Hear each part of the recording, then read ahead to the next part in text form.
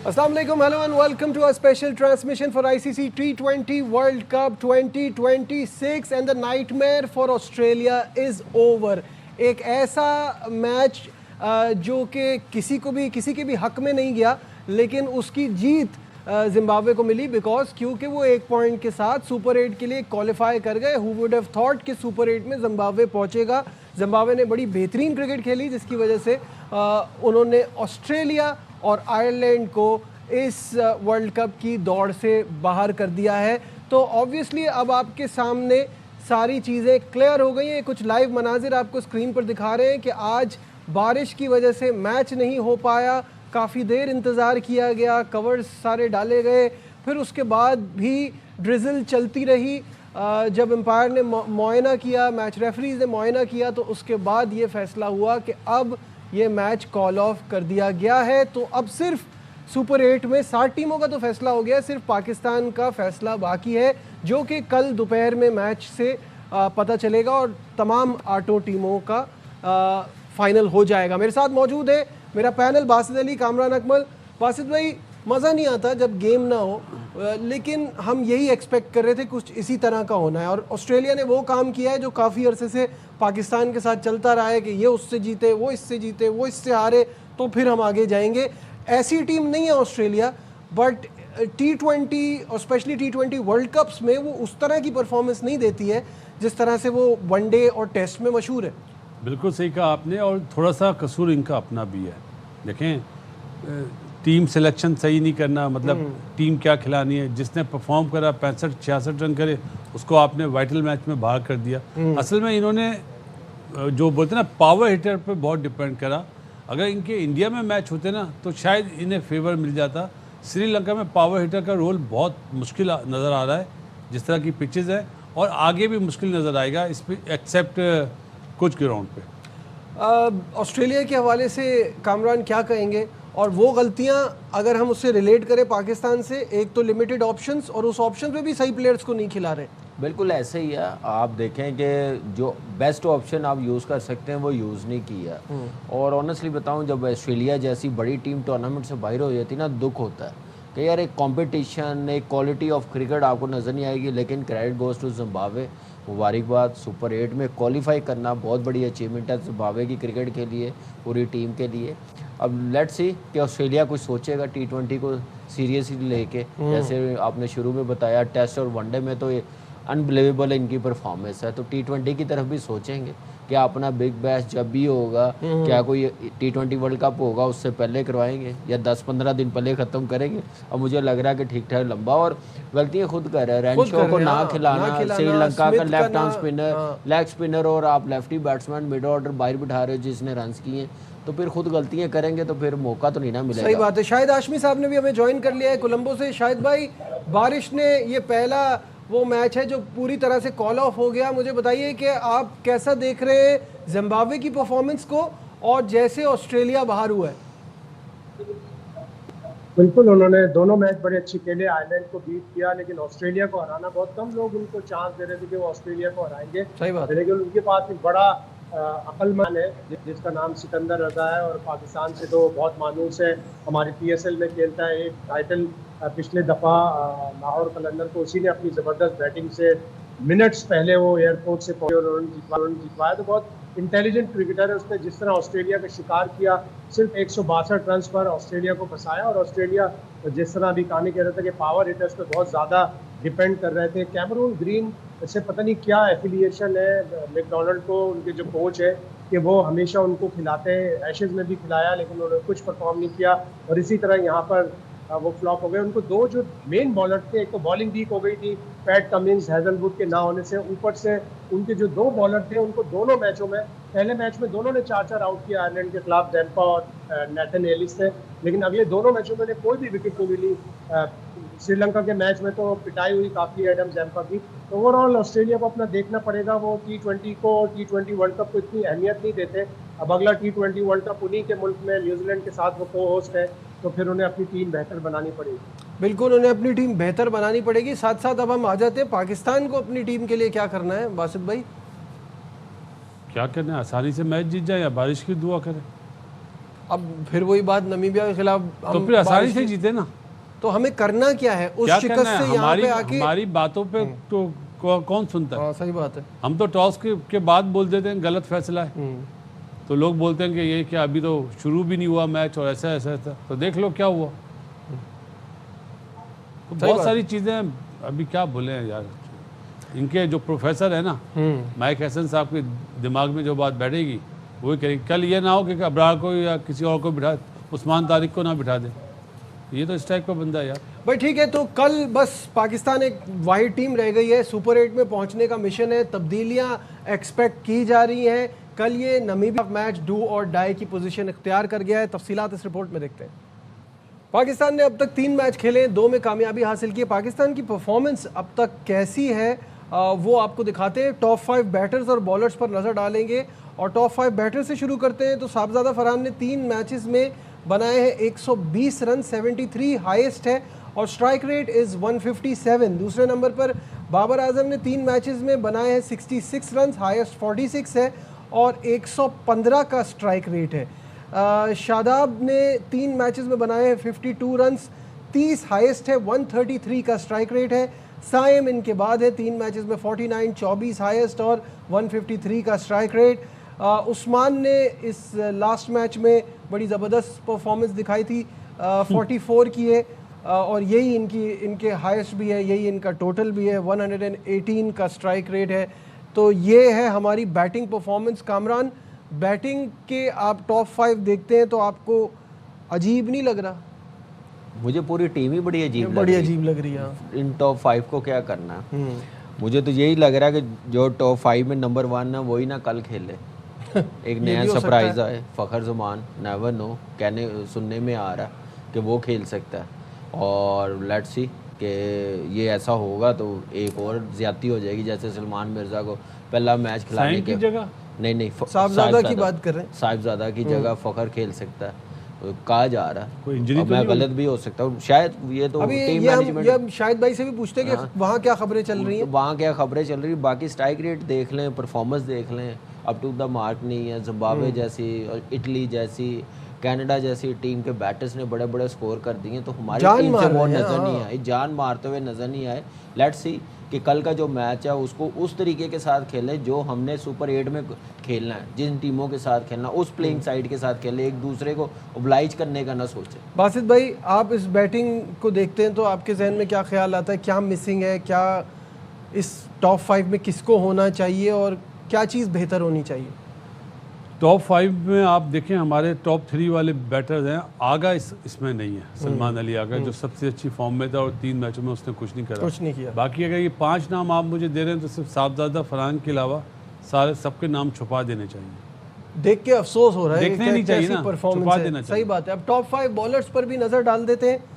Top 5 bowlers में top पे to everybody surprise Saim is on top. 3 matches में 5 विकेटें हैं, 7 की इकोनॉमी है 7.16, 3 for 25 is best bowling figures. और उस्मान तारिक दूसरे नंबर पे हैं जिन्होंने 2 मैचेस में इकोनॉमी 6.3 की, 4 विकेटें, 3 for 27। और फिर सलमान ने एक मैच, क्योंकि बॉलिंग उन्होंने उसी में कराई, 3 विकेटें, 3 for 24। और इसके बाद नवाज 3 मैचेस में 3 विकेटें, 7 की इकोनॉमी, 2 for 36। और अबरार ने 3 मैचेस में 8.2 और 2 for 23। तो ये है बॉलिंग की परफॉर्मेंस। शायद भाई बॉलिंग के हवाले से हमें बताइए, इसमें सबसे बड़ी बात और वही हमारे लिए प्राइमरी कंसर्न है इन आर बॉलिंग के इस लिस्ट में शाहीन शाह अफरीदी का नाम नहीं है और साइम सबसे ऊपर है। ये अजीब सी बात नहीं है पाकिस्तान की टीम के साथ कि जिन्हें रन बनाने चाहिए वो विकेटें ले रहे हैं, जिन्हें विकेटें लेनी चाहिए वो रन बना रहे हैं। शाहीन ने पिछले मैच में 23 रन बनाए, तो वो बैट्समैन बन रहे हैं, साइम बॉलर बन रहा है, साइम ने रन नहीं बनाए। लेकिन आपने मुझसे टीम के बारे में नहीं पूछा जी, अभी अगला सवाल ही यही है। बहरहाल मैं खुद बता देता हूँ कि मुझे लग रहा है मेरा और कामरान का सोर्स एक ही है। फखर कल खेल रहे हैं और हटाने की बातें हो रही हैं साहबजादा फरहान को, जो कि गलत होगा। पाकिस्तान का टॉप स्कोरर है, वही गलती कर रहे हैं जो ऑस्ट्रेलिया ने मैथ्यू रेंशॉ को हटा की थी। लेकिन जिस शॉट पे साहबजादा फरहान ने और जो उनको प्लान दिया गया था वो एग्जीक्यूट नहीं किया गया, तो शायद हो सकता है उसकी सज़ा मिल रही है उन्हें। और अच्छा। वाकिफ भाई ने जिस तरह कहा कि अबरार को भी बिठाया जा सकता है, तो ऐसी बातें भी हो रही है कि अबरार को बिठाया जा सकता है। फ़खर तो खेल रहे हैं, शाहीन ड्रॉप है। पिच पे थोड़ी सी घास है, लेकिन अब ये घास धोखा है, जैसे हॉलैंड के मैच में थी, या कि धोखा नहीं है, वाकई इस पिच पे घास है। तो ये हमें कल पता चलेगा। तो थोड़ा कंफ्यूजन है पाकिस्तान के कैंप में। फ़खर के बारे में तो स्ट्रॉन्ग रिपोर्ट्स है कि वो खेलेंगे। बाबर को हटाएं या ना हटाएं, इसके बारे में भी बड़ा एक अजीब सा केओस फैला हुआ है। अगर बाबर खेलेंगे तो बाबर 1 और 2 पे किसी नंबर पे बैटिंग करेंगे, 4 पे नहीं। 4 पे नहीं करेंगे, ठीक है। बासित भाई, अभी जो शाहिद भाई ने कहा कि बुरे शॉट की सजा मिलने पे ड्रॉप है, तो फिर तो हमारे लड़के ही नहीं बचते। 11 करना मुश्किल है अगर सजा की बेस पे टीम बन रही है। तो टॉप स्कोरर जो है अभी तक सजा उसको मिलने जा रही है। सबसे अच्छी बॉल पे तो बाबर आउट हुआ है ना। अगर ये अहमक लोग, मैं तो सीधा बोलता हूँ, अहमक लोग अगर साहबजादा को बिठाएंगे ना, तो मेरा ख्याल है कि बहुत बड़ा बम फटेगा इनकी जॉब्स पे। जो मुझे न्यूज़ मिली है, साहबजादा खेल रहा है। बस अब देखते हैं क्या होता है, क्योंकि ये तो मुझे बॉलिंग तो का लगता है आपने वो बताया, एक पर्चियां बनाते हैं नामों की और उसमें से निकाल लेते हैं, क्योंकि सजा पे तो मैं नहीं समझता कि हो नहीं आपकी सकता यार, कैसे होगा? इतनी तो बुरी परफॉर्मेंस 120 रन सबसे ज्यादा है उसके। और स्ट्राइक रेट देखिए 157 का। सबसे बड़े। अब बॉलिंग की बॉलिंग की आप बात कर रहे हैं, जिसने एक मैच में 3 आउट करे, उसका तीसरे नंबर पे नाम आ रहा है। वो टीम से पहले मैच से बाहर है। उसने क्या खराब बॉलों पे आउट करे? वो बाहर है। अगर परफॉर्मेंस बेस है तो मेरा ख्याल है फिर कोच इस आवाम को बेवकूफ बना रहा है माइक हसन भाई। चाहे आप फाइनल जीत जाओ, मेरा स्टेटमेंट चेंज नहीं होगा। मेरे ख्याल से माइक हसन की पूरी टीम बेवकूफ बना हाँ, पूरी टीम, सॉरी एक बंदे का नाम सही बात पूरी टीम बना रही है। और मोहसिन नकवी साहब को इनसे पूछना चाहिए यार, दिस इज टू मच। मैं कहता हूँ अगर चेयरमैन साहब अगर चाहे ना, जो कल मैंने 2 दिन पहले बात की है कि डोमेस्टिक क्रिकेट से ही मना कर दिया, इस डिसीजन पे सैक कर देना चाहिए उस बंदों को जो वो मना कर रहे हैं प्लेयरों को डोमेस्टिक क्रिकेट नहीं खेलनी। आई डोंट नो वो किस टाइम उन्होंने कहा, किसको कहा, ये तो शायद भाई बेहतर बता सकते हैं। लेकिन जो बॉलिंग के आपने स्टैट्स दिखाए हैं, इसमें शदाब नहीं है। आप ये देखें, मेन उसकी जॉब बॉलिंग है और बैटिंग में साइम नहीं है, सलमान अली आगा नहीं है। तो साइम है चौथे नंबर पे, साइम चौथे नंबर पे है। लेकिन आप देखें ना, उसको किस नंबर पे होना चाहिए? टॉप ऑर्डर है ना, टॉप 2 में होना चाहिए। टॉप 2 में होना चाहिए। उसके बाद बॉलिंग में नंबर 1 साइम, शदाब नहीं है, और सलमान तीसरे नंबर पे, शाहीन नहीं है। देखिए ये तो नज़र आ रहा है ना कि 10 में से 1 में करो, बाकी 9 जाने दो, उसकी तरफ ध्यान नहीं देना, वो एक की तरफ ध्यान देना अगले एक साथ। जब आप ऐसी सोच के साथ क्रिकेट चलाएंगे ना, तो ऐसे पैचेस में ही परफॉर्मेंस नजर आएगी। आपने ब्रेक पे तो नहीं जाना? नहीं अभी नहीं। मेरा एक सवाल है, दुनिया की जो जितने भी ये टीमें आई हुई हैं एसोसिएट मेंबरान के अलावा, कोई ऐसा ऑलराउंडर है, बॉलिंग ऑलराउंडर जो ओपनिंग करता हो? शाहिद साहब आपकी मेमोरी में आ रहा है इस वक्त? तो कोई ऐसा नहीं है, बहुत ज्यादा नहीं है। यान फ्राइलिंग जो नामीबिया से खेल रहा है, वो कह रहे हैं एसोसिएट के अलावा मार्क वो अभी हिस्ट्री में तो बहुत है भाई इस टीम में। अभी इस वक्त करंट T20 वर्ल्ड कप में एसोसिएट के अलावा तो ऐसा कोई भी नहीं है मेरे ख्याल में। कोई भी नहीं है? तो फिर सबके साथ आप तजर्बे कर रहे हैं, ओपनर को 5 नंबर 4 नंबर, तो why not Saim Ayub? 61 why not Saim Ayub? आप वेकअप कॉल तो दें, बताएं तो सही भाई आपकी जॉब क्या है। तो ज़्यादा वो बैटिंग पे भी ध्यान दे पाएगा ना, उसको टाइम मिल जाएगा। जाता है बॉलिंग करता है, पैड करके बैटिंग करने चला जाता है। मेरा ये कहने का मतलब है, ये इतने होशियार हैं ये लोग। अगर देखा जाए, अगर आपने सही टीम बनानी है तो मेरे ख्याल से साहिबजादा को, जैसे मैंने बात की, शाहिद भाई ने भी तस्दीक कर दी, मेरा नहीं ख्याल कि ये बहुत बड़ी ज्यादती होगी। मुझे तो यही समझ अगर ऐसे करना है तो पूरी टीम बैन हो जाएगी और पूरी टीम की रिप्लेसमेंट मंगवानी पड़ेगी। शाहिद साहब मुझे ये बताइए, ये तो वो उस चीज़ का इलाज ढूंढ रहे हैं जहाँ कोई बीमारी है ही नहीं, है वो प्रॉब्लम फिक्स करने की कोशिश कर रहे हैं जो प्रॉब्लम है ही नहीं। मुझे भी हैरानी होगी अगर साहबजादा को ड्रॉप किया गया और उसकी वजह ये हुई। हम गलत भी हो सकते हैं, जाहिर है, हमारे सोर्स हमें बताते हैं तो हम उसी बुनियाद पर एक बात करते हैं, और डबल चेक भी हो गया कामरान के जरिए। साहबजादा फरहान ये भी हो सकता है कि अगर वो खेले तो ऊपर ना खेले, फरहान अपना फ़खर जमान और बाबर ओपन कर लें, साइम भी थोड़ा नीचे आ जाए। अजीब सा क्योस सा है।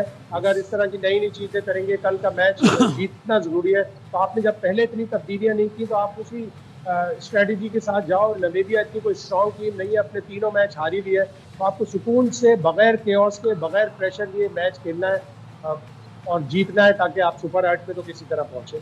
मतलब this team is become a joke कि किसको माइक ऊपर नहीं हैसन चल तो रहा तो नीचे आ एक्सपेरिमेंट जाओ, करता ही नीचे नहीं है, नहीं चल चेंज रहा तो करता ही ऊपर आ नहीं जाओ। है ज़्यादा। नहीं, चेंज तो एक ही करेगा, ऊपर नहीं, नीचे इतना करेगा नहीं कि करेगा यार, कैसे करेगा? क्या हो गया आपको? मैं वैसे कुछ ज़्यादा ही बात हो रही, जो होने दे टॉस, कल पता चल जाएगा। ठीक है, हमें दुख हो रहा है ये वक्ती इन्होंने तौर पे। मतलब मुझे इन्होंने तो हैरत हो रही है। हम अरे गलत भी हो नजीब सकते मियां हैं, इन्होंने हम गलत शोशा भी- छोड़ा है, हम गलत सही भी हो है? सकते हैं। हाँ। इन्होंने शोशा छोड़ा है मीडिया में, जो इनके वो है ना क्या अपना, चलो वो नहीं बोलता जुमला, फिर लोग बुरा मान जाएंगे। इन्होंने शोशा छोड़ा है, नहीं, मैं आप सही बता रहा हूँ ना आपको। बोलने समझ गए सारे। हाँ मतलब एक मतलब मुझे समझ नहीं नहीं, आ रहा ना वो कि मैं कह रहा हूँ अभी कि समझ गए अरे हैं ये साहबजादा चीज़। फरहान को कैसे भाग कर देंगे? चले वो देखते हैं, वो तो वक्त लेकिन बता देगा। दूसरा लेकिन जो है इब्रार का, जो शायद भाई बता रहे हैं, ये भी एक सरप्राइज अबरार को भी बिठाने की बातें हो रही है। अबरार हाँ, को वो भी बाहर बिठाने है। की बात है। उसकी भी बिठाने की हाँ। बातें चल रही हैं कि वो बाहर है। मतलब ये इनकी सोच पता है क्या है? नाफे को लाएं, हाँ 6 पे शदाब था ना, नाफे 6 पे खेले, 7 पे शदाब, 8 पे नवाज, 9 पे फ़हीम अशरफ, 10 पे मिर्ज़ा और 11 पे अपना शाहीन, उस्मान तारिक उस्मान तारिक, शाहीन को बिठा देना। जी, और फ़हीम अशरफ वही है, और एसएससी पे मैच है। मुझे तो बिल्कुल कौन है, कौन है हेड कोच? कहाँ का है? न्यूजीलैंड। आधा तीतर आधा बटेर। पर तो आधा तीतर आधा बटेर में हम मारे जा रहे हैं ना। अब देखें ना, टीम आपके सामने इंडिया के खिलाफ कैसा है। अगर आपने ये टीम बनानी है तो ठीक है, आपको समझ आती है कि टीम अच्छा परफॉर्म करेगी। सुपर 8 में भी ये टीम खेलेगी, ये सवाल है ना। तो क्या सुपर 8 में क्या यही प्लेइंग साइड के साथ जाएंगे? मेरे ख्याल से ये बेस्ट टाइम है, जो बेस्ट कॉम्बिनेशन इस 15 में बना सकते हैं। अब किसी और ने तो आना नहीं है, तो इसलिए इसी कॉम्बिनेशन, इसी 15 में जो बेस्ट आप बना सकते हैं, आगे न्यूजीलैंड के साथ, श्रीलंका के साथ, इंग्लैंड के साथ जो डील कर सकते हैं। आपको पता है एक मैच प्रेमदासा में, 2 कैंडी में, वहाँ पे आपको स्पिन इतनी ऑप्शन नहीं चाहिए वो कैंडी में, वहाँ पे आपको फास्ट बॉलर चाहिए, तो इसलिए आप तीनों फास्ट बॉलर डालें अंदर। माइक हैसन की सोच बताऊं, आप हमसे सवाल करें ना, हम 2 आदमी, एक उधर श्रीलंका में 3 हो गए, तो माइक हैसन चाहता है तीनों से सवाल भी कर लूं और कैमरामैन से भी सवाल कर लूं, काम इनसे भी ले लूं। ये है उसकी सोच। शायद 10 भाई रन ये- वो कर दे, 5 रन वो कर दे। शायद भाई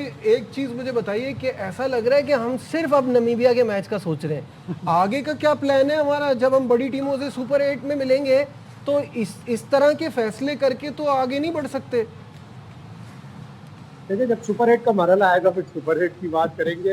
अंग्रेज अक्सर बोलता है, I am thinking of the next match, match by match we will be thinking, we will be planning about our strategy. आज उस्मान तारिक आए थे प्रेस कॉन्फ्रेंस में, और उससे पहले हमने देखा कि प्रैक्टिस सेशन में कोई 40 मिनट तक माइक हैसन और सलमान आगा बातें करते रहे। पीछे जहाँ पे प्रैक्टिस होती है, बैटिंग होती है, वहाँ पे सलमान और माइक हैसन बेंच पे बैठे हुए थे, काफ़ी देर तक डिस्कस करते रहे। नाफे ने भी अच्छी खासी ठीक ठाक बैटिंग की, नसीम शाह ने और सलमान मिर्ज़ा ने काफ़ी देर तक बॉलिंग की, शाहीन ने भी 2.5-3 के करीब ओवर कराए। थोड़ा सा उनके चलने में लग रहा था कि जैसे कोई उनकी घुटने में फिर तकलीफ है, या अगर ना हो तो ज़्यादा अच्छा है। तो घुटने की तकलीफ होगी तो ज़्यादा फिर एक रीज़न मिल जाएगा कि उनको बिठाने का। और साथ ही साथ जिस तरह के केओस है, अब सोच रहे हैं सारी सब चीज़ें, तो जब पहला मैच निकल जाएगा ये नमीबिया का, उसके बाद सोचेंगे फिर सुपर 8 की। फकर ने तो सबसे लास्ट में बैटिंग करी है आज। फकर ने तो सबसे लास्ट में बैटिंग करी है। कल पहले करेगा। कुछ भी हो सकता है। यहाँ लेते हैं एक छोटा सा ब्रेक, कहीं में भी राइट बैक।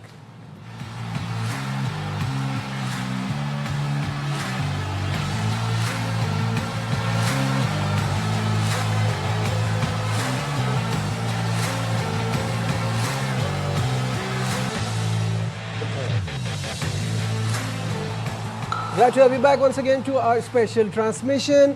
और ब्रेक पे जाने से पहले हम वो बातें कर रहे थे जो सुन के हम सबको भी हंसी आ रही थी कि पाकिस्तान में क्या तब्दीली हो सकती है, क्या नहीं हो सकती। But for a second believe करते हैं कि पाकिस्तान नमीबिया को हरा देता है तो फिर आगे क्या होगा। तो सिचुएशन आपके सामने स्क्रीन पे आ जाएगी। अगर कल पाकिस्तान नमीबिया को हराता है तो पाकिस्तान के मैचेस किससे और कहाँ कहाँ होंगे, स्क्रीन पे आपके सामने आ गया है। हफ्ते को 21 तारीख को पाकिस्तान विल फेस न्यूजीलैंड, जो कि पिछले कुछ अरसे से पाकिस्तान के लिए बड़ी मुश्किल टीम बनी हुई है, चाहे वनडे फॉर्मेट हो चाहे T20 फॉर्मेट हो। दूसरा जो पाकिस्तान का मैच है सुपर 8 में, वो 24 तारीख को है, ट्यूसडे को, that is Pakistan versus England in Pallekele. और तीसरा मैच 28 तारीख को, वो भी हफ्ते का दिन होगा, पाकिस्तान वर्सेस श्रीलंका इन पालाकिले एज वेल। तो ये है सिचुएशन सुपर 8 मरहले की। पहला ही मैच सुपर 8 में पाकिस्तान के लिए मुश्किल नहीं, कल का मैच जीत जाए तो सेमीफाइनल में पहुंच जाएंगे, इन्हें आराम से हराएंगे पाकिस्तान। अच्छा, कल के मैच के लिए आप बारिश की दुआ मांगते हैं और सुपर 8 में आप कह रहे हैं आराम से पहुंच जाएंगे सेमीफाइनल में। कॉन्फिडेंस आ जाएगा, कॉन्फिडेंस आ जाएगा ना। 1 पॉइंट लेके। कामरान, क्या ये चल क्या रहा है भाई? नहीं, पाकिस्तान के चांसेस हैं। देखो बॉलिंग, देखो एक तो यार टीम सही खिलाएं, टीम सही खिलाए तो ही तो मसला है ना सारा। जिस नंबर के प्लेयर है उन्हें उस नंबर पे खिलाएं। बाकी आप ये मत सोचें आज न्यूजीलैंड के अगेंस्ट जो कितने बने, 170 181 बने, ये आपको बताते हैं कि उनकी बॉलिंग में वो डेप्थ नहीं है। ये माना सेटनर नहीं था, 173 for 4 173 सेटनर नहीं खेला, माना कैप्टनसी का फर्क हुआ, लेकिन पाकिस्तान की बॉलिंग ऐसी है कि 150 रन बनाती है तो 150 पे आउट कर सकती है। सही है। अब मुझे समझ आ रही है फ़खर को क्यों खिला रहे हैं। पहला मैच न्यूजीलैंड के साथ है ना सुपर 8 का, न्यूजीलैंड के खिलाफ अच्छा खेलता है, बट वो वनडे में कोई किसी को भी खिलाने के लिए ये थोड़ी देखा जाता है। फिर तो नेपाल के अगेंस्ट फिर बाबर को खिलाना चाहिए, वो हमेशा अच्छा खेलता है। नहीं, ये तो फिर ऐसे ही है। मुझे ये जो आपने बताए क्या आने वाले सुपर 8 के मैचेस, इस में भी न्यूजीलैंड के खिलाफ हम उसने 100 भी किया हुआ है, बड़े स्कोर किए हुए, तो शायद इसलिए T20 में नहीं, वनडे में भी, T20 में भी। शायद भाई अब हम अपने अपने रीजंस लगा रहे हैं कि फखर को क्यों खिलाया जाए। तो भाई माइक हैसन भी तो यही कर रहा है। और अब आप बताइए क्या ये रीजन है कि पहला मैच ही न्यूजीलैंड से, उसके खिलाफ, न्यूजीलैंड के खिलाफ वनडे में बड़ी शानदार परफॉर्मेंसेज है, तो T20 वर्ल्ड कप में हम उनको इसलिए पहले खिला रहे हैं। फखर के वनडे के रिकॉर्ड अगर आप देखें तो बहुत अच्छे हैं, शानदार है। तकरीबन 11 के करीब सेंचुरियां हैं, 45 का एवरेज है, लेकिन उसका पिछले एक साल में T20 रिकॉर्ड थोड़ा बुरा रहा है। अगर आप आखिरी 6 इनिंग्स देखें तो 3 सिंगल फिगर स्कोर है, 3 डबल फिगर स्कोर है, लेकिन 10-15 इस तरह के स्कोर है। प्लेयर बहुत इम्पैक्ट प्लेयर है और वाकई अगर आप न्यूजीलैंड के खिलाफ मैच जीतना चाहते हैं तो फखर का खेलना ज़रूरी है, चाहे उसको वाइट बॉल में रन किए हो, लेकिन एक हवा होता है बैट्समैन का कि ये हमेशा न्यूजीलैंड के खिलाफ अच्छा खेलता है, तो वो एक क्रूशल चीज़ होगी जो काम आएगी। और इम्पॉर्टेंट होगा सुपर 8 का पहला मैच जीतना न्यूजीलैंड के खिलाफ, इसलिए आपके अगले दोनों मैच पालीकिली में है और पालीकिली में ठीक ठाक बारिशें होती हैं। अगर वहाँ बारिश हो गई और आप 2 पॉइंट लेकर जाएंगे तो ज़्यादा आपको आसानी होगी, लेकिन पालीकिली का एक प्लस पॉइंट ये है कि वो तकरीबन 1600 फीट ऊपर है सतह समंदर से, तो अर्श मौला भी करीब है, दुआएं ज़्यादा कबूल होंगी वहाँ। दुआएं वहाँ ज़्यादा कबूल होंगी, लेकिन इंग्लैंड जिस तरह की परफॉर्मेंस दे रही है उसके खिलाफ तो इतना परेशान नहीं है, मतलब हमें तो खैर किसी भी टीम से डर लगता है, लेकिन श्रीलंका बहुत अच्छे रिदम में नज़र आ रही है और उनकी होम कंडीशंस भी है, हसरंगा के ना होने के बावजूद भी बड़ा ज़बरदस्त कर रही है। शायद साहब मुझसे पूछा? जी हाँ, श्रीलंका की टीम ने राइट टाइम पे पीक किया है। जिस तरह कुशाल मेंडिस खेल रहा है, तीनों मैचों में कंसेक्यूटिव उसने 50 किए हैं। बाथुम निशान का तो आउटस्टैंडिंग प्लेयर है। मुझे याद है जब वो आया था, मिकी आर्थर के दौर में आया, मिकी आर्थर ने उसने तकरीबन 1 महीने के अंदर ही तीनों फॉर्मेट में डेब्यू करा दिया। और कल जिस तरह उसने इनिंग्स खेली, कमाल की इनिंग्स खेली, छक्के जो उसने मारे हैं, आउटस्टैंडिंग छक्के मारे हैं, और वो बड़ी अच्छी बैटिंग करता है। 5 फीट 6 इंच 5 फीट 7 इंच का कद है, लेकिन कमाल के छक्के मारता है। हमारे प्लेयरों से तो इतने लंबे छक्के लगते ही नहीं। बिल्कुल। बासित भाई, क्या करना है अब हमको, और आपके, हमने चेंजेस तो बता दिया, आपके हिसाब से कल के मैच में क्या चेंजेस होने चाहिए, किसको किस नंबर पे खेलना चाहिए?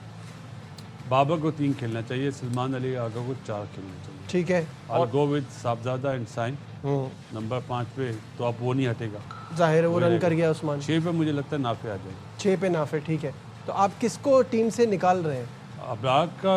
अबरार नहीं खेलेगा, शाहीन शाह आफरीदी नहीं खेलेगा। अबरार और शाहीन की जगह आपने नाफे को टीम में रखा है और सलमान मिर्जा को टीम में रखा है। एक चीज़ और हो सकती है, अगर आप नाफे को खिला रहे हैं ना, तो फ़हीम अशरफ की जगह फिर आप नसीम शाह को खिलाएं। ओके, सही है। क्योंकि आपको एसएससी में है ना बॉल यहाँ पे निकलता भी है, सीम भी करता है। कामरान यार देखिए, आपको अगर आप देख वर्ल्ड कप शुरू होने से पहले श्रीलंका ऑस्ट्रेलिया के साथ सीरीज़ थी ना, क्या सोच के सीरीज़ खेली थी कि हम उस कंडीशन के साथ जा रहे हैं जो हम लोगों ने वर्ल्ड कप में खेली।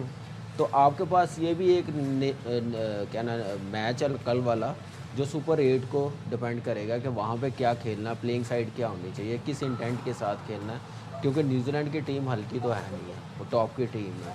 फिर आपको पता है कि काफ़ी अरसे से इसी कंडीशन में वो खेलते हुए आ रहे हैं, सीरीज़ खेले वर्ल्ड कप, और बड़ी टॉप क्लास परफॉर्मेंस भी दिखा रहे हैं।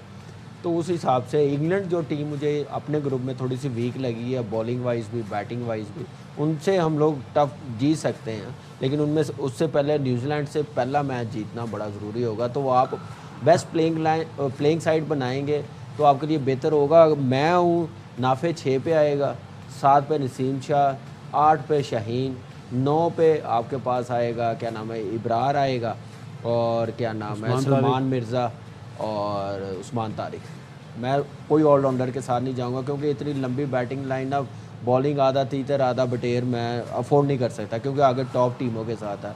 तो मुझे लास्ट मैच पे पता चल गया कि आपने एक बॉलर फास्ट बॉलर खिलाया, उसको भी अंडर प्रेशर कर दिया, तो आपको ये 3 फास्ट बॉलर्स के साथ जाना पड़ेगा, क्योंकि कैंडी में आपको पता है कि वहाँ पे स्पिनर्स इतने काम नहीं आएंगे, हाई स्कोरिंग मैच होगा। वहाँ पे स्पिनर्स उस्मान तारिक हमारे पास है, इब्रार है, ये कर सकते हैं, साइम अयूब कर सकता है 4 ओवर, तो आपके पास फास्ट बॉलिंग का भी थ्रेट होना चाहिए। 3 पे नहीं, सलमान अली आगा बॉलिंग के लिए बॉलिंग करता है ना, वो मैं कह रहा हूँ। अच्छा बासित भाई, एक और प्रॉब्लम जो मैं पहले कामी से हाथ मिला, हाँ, किस बात पे पहले ये T20 में 6 बैट्समैन से खेल रहा। तो 7वां नसीम है ना, तो वो भी उतने ही रन कर लेता है, 15-20 ही करने होते हैं ना 7वें 8वें नंबर ने। शाहीन ने भी इतने ही कर लेता है। तो ऑलराउंडर आपके पास वो बैटिंग में फॉर्म है ना, उनकी मैंने तो ये नहीं बोला, मैंने तो हाथ मिलाया यार। नहीं ये तो आप बोल रहे नहीं, उनकी मर्जी, उनकी मैंने खिला के देख लिया ना ऑलराउंडर। मुझे इंपॉर्टेंट मैच बड़ी टीम के खिलाफ वो परफॉर्मेंस नहीं आई, तो मैं अगर किसी बड़ी टीम को अंडर प्रेशर करूंगा, उनको थ्रेट रहूंगा कि एक फास्ट बॉलर खेल रहा है तो बाकियों को मैं मार लूंगा, तो मैं वो तो नहीं ना रहने दूंगा दूसरी टीम तो माइक हैसन में इतना दम नहीं है। नहीं, वो तो अपने एनालिसिस बता रहे हैं ना, वो तो माइक हैसन जहाँ तक टीम को ले आए हैं वो तो ले आए हैं। जिसको मर्जी खिलाएं, वहाँ राणा टूंगा भी रहता है, उसको बुला के खिला ले। नहीं, मुझे क्या इशू हो नहीं सकता ना, नाम नहीं है ना। नहीं वैसे मैं राणा टूंगा का 15 में नाम नहीं है। नहीं, अच्छा जो भी कुछ हो सके कर सकता है। अच्छा बासित भाई, एक तो टीम सही खिलाना है, दूसरा उसके बाद कॉमन सेंस का इस्तेमाल, फैसले तो ठीक करें। अरे यार अभी बेकार बात है, अभी इन लोगों में जितनी एबिलिटी है उतना ही करेंगे ना। इनमें है क्या, किस बेस पे इन्हें लगाया हुआ है पूरी मैनेजमेंट को, पूरी मैनेजमेंट। तो हम इन पर क्यों अपने अल्फाज ज़ाया करें यार। जो टॉस जीत के पहले बॉलिंग कर लें अहमक लोग, मैं क्या बोलूँ इन्हें यार। शायद भाई इन्हें पाकिस्तान की थोड़ी फिक्र है, इन्हें तो अपनी जॉब्स की फिक्र है। शायद भाई कल हम वो देख रहे थे आफ्टर मैच, जो कोच ने कहा माइक हैसन ने, तो उन्होंने बीच में एक जुमला कहा कि दोनों कप्तान यही करते जो हमने किया। तो सूर्या कुमार यादव तो कह चुके थे कि उन्होंने बैटिंग करनी है, तो वो अपनी बात को जस्टिफाई करने के लिए कुछ भी बोल रहे थे। उन्होंने शायद सुना नहीं कि सूर्या कुमार यादव ने टॉस में क्या कहा। उसने क्लियरली ये कहा था कि मैं भी बैटिंग करना चाहता हूँ। और अच्छे कप्तान, जो शातिर कप्तान होते हैं, वो सामने वाले कप्तान पे प्रेशर डालने के लिए भी ये बोल सकते हैं, यार मैं तो चाह रहा था वैसे ही बैटिंग करना है, इसने मुझे बैटिंग दे दी, ताकि सामने वाला कप्तान गेस करता रहे, सोचता रहे कि यार यही मैंने गलती तो नहीं कर दी। पूरे 20 ओवर तक उसे यही खदशा रहे, यार मुझसे गलत डिसीजन हो गया। तो कायद आज़म रहमतुल्लाह अलैह का एक बड़ा मशहूर कॉल है, if I take a wrong decision, I make it right. I make it right, बिल्कुल। और ऐसा हमने तो बिल्कुल भी नहीं किया, गलत डिसीजन लिया, उस पर गलतियां करते रहे और उसको फिर बाद में जस्टिफाई करने की भी कोशिश करते रहे। एक ओवर किया हमने, हाँ एक ओवर जस्टिफाई करा पहला, वो भी नहीं पहला ओवर नहीं हुई, पहला ओवर तो करा जस्टिफाई, गैम्बल करा, विकेट भी मिली। आप इतनी बड़ी गलती देखे ना कि 8वां ओवर शादाब खान से करा दिया, जबकि 2 सेट खब्बे क्रीज पर मौजूद थे और उससे 17 रन डूब दिए जी। तो कप्तानी तो आदि शादाब खान कर रहा था। Very very disappointing performance. खैर यहाँ लेते हैं एक ब्रेक से वापस आएंगे, डिस्कशन को आगे बढ़ाएंगे, हमारे साथ रहिए।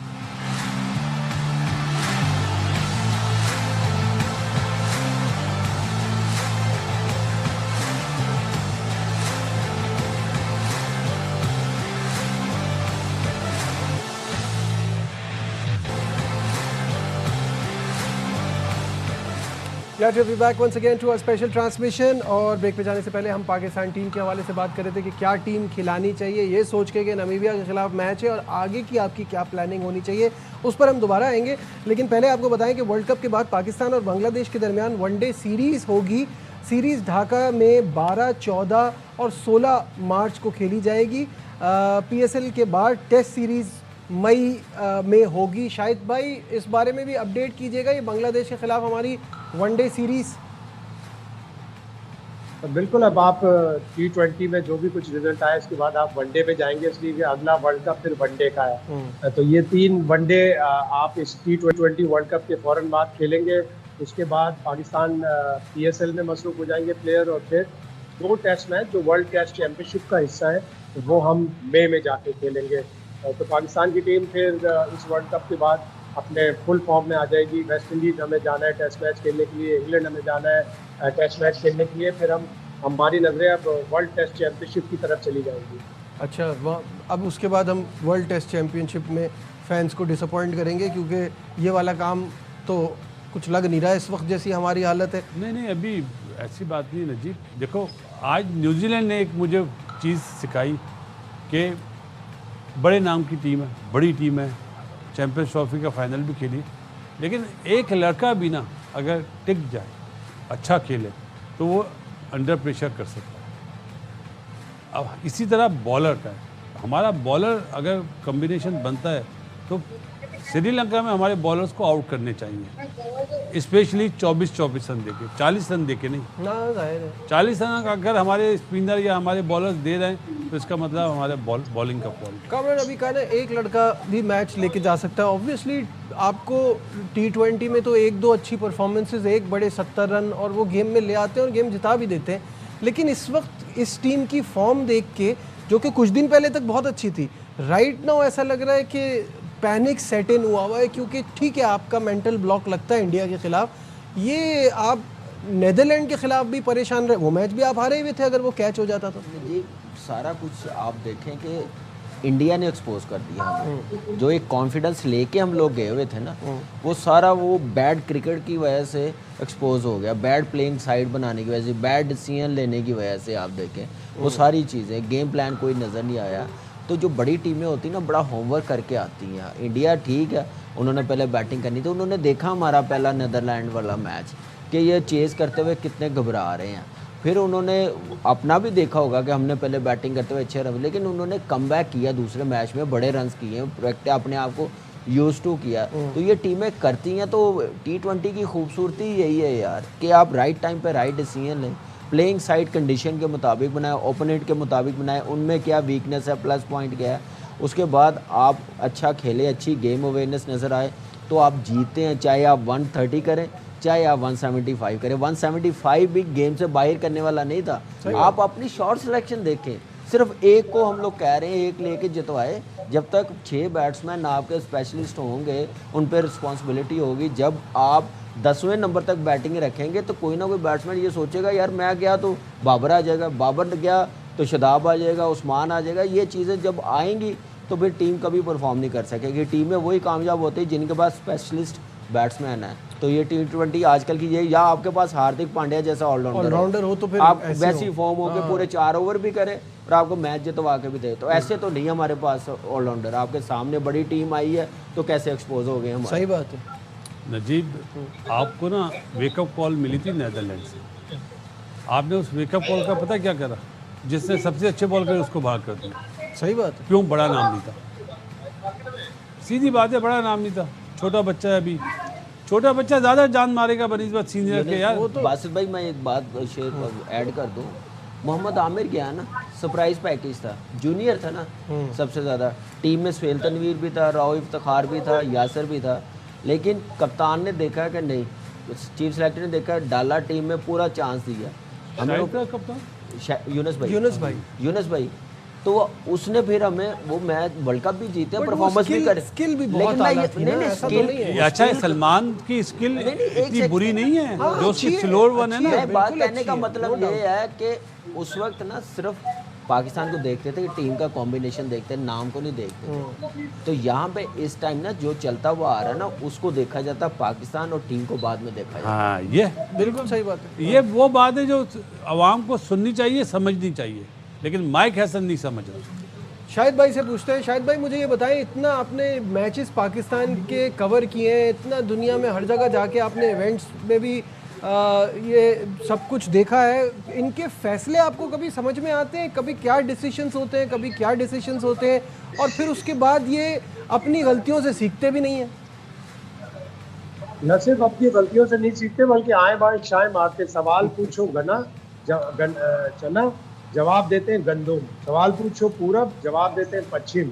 तो बिल्कुल अजीब ही तरह की एक वो है। अब यही एक मिसाल थी कि सूर्य कुमार ने कहा कि मैं भी बैटिंग करना चाहता हूँ, उसने प्रेस कॉन्फ्रेंस में कह दिया कि दोनों कप्तान पहले बॉलिंग करना चाहते थे। तो अजीब ही मेंटालिटी नज़र आ रही है। एशिया कप की सिलेक्शन हो रही थी तो बाबर आजम नहीं था, सबने पूछा भाई बाबर आजम क्यों नहीं है, तो बाबर आजम को पहले एक चांस दिया है, वो बिग बैश में जाए, वहाँ रन बनाए, और बिग बैश में जाकर फिर रन बनाएगा तो हम उसे टीम में ले लेंगे। उससे पहले टीम में ले लिया। फिर जब भी पूछा तो नहीं मैंने आउटसाइड नॉइस पे नहीं लिया, मैंने तो उस पर लिया है। जब आया था कोच बनने तो उसने कहा कि मैं किसी को रेपुटेशन पे और पुरानी पास उस पर स्टैंडिंग पे कि वो ग्रेट प्लेयर है कभी सिलेक्ट नहीं करूँगा। वही हो रहा है सारा सब कुछ। तो फिर उसके बाद आखिर क्या बच जाता है? आपने अगर बोल्ड डिसीजन लेना था तो आपने मां सदाकत को डालते। आप कहते नहीं कि बाबर आजम मेरी स्कीम ऑफ थिंग्स में नहीं है।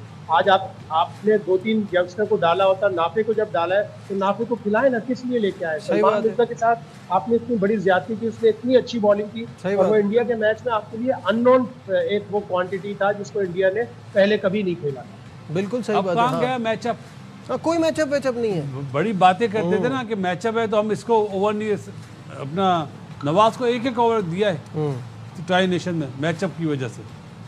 अब कहाँ गया मैचअप को तो मैं मानता भी ये इतनी वर्स्ट सिचुएशन के हिसाब से होती है। उस्मान तारिक के साथ जो करे ना आफ्टर 10 ओवर जो बॉलिंग कराई है, बहुत वर्स्ट डिसीजन है। सलमान अली आगे से मुझे उम्मीद नहीं है जी। आज उस्मान तारिक आए थे प्रेस कॉन्फ्रेंस में, सवाल हुआ लेकिन मना कर दिया गया कि नहीं कि सर ये वाला सवाल ना करें, ये सवाल माइक हैसन से हो चुका है। माइक हैसन ने इसी तरह का बोंगा जवाब दिया था। हाँ बिल्कुल, क्योंकि बात वही है ना, एक तो it's a deadly combination when you have a coach जो अपने डिसीजंस को जस्टिफाई नहीं कर पाता, ऊपर से आपका कप्तान भी उसका किया है। यार मुझे एक बात बताओ, वो बड़े ब्रेव कोच होते हैं, बड़े समझदार होते हैं जो एक्सेप्ट करते हैं हमसे गलतियां, लेकिन फिर उसमें फिर आपका कप्तान भी स्ट्रांग हो ना। जब दोनों ऐसे मिल जाएंगे तो फिर तो कैसे होगा? ये तो कम ही कोई भी होता है एक्सेप्ट करता अपनी गलती।